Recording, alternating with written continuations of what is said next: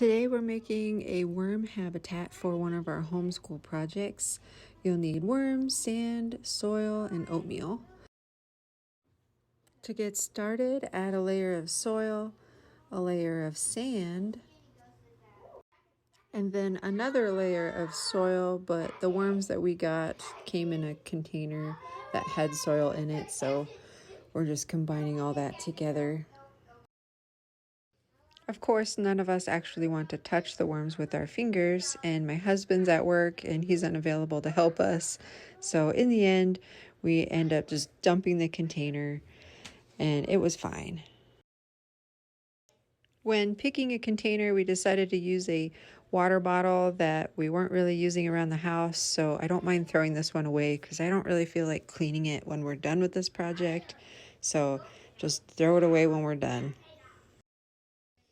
We picked up some night crawlers from Big R, which is not too far from our house, and it was only about $3, and it came with a dozen. We picked night crawlers because they're bigger, and we thought it would be more fun to observe for a couple days.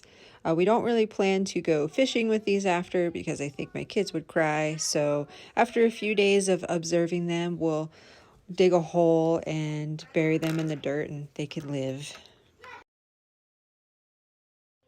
Now that we've got all the worms in our container, we're going to add 3 tablespoons of oatmeal as a top layer.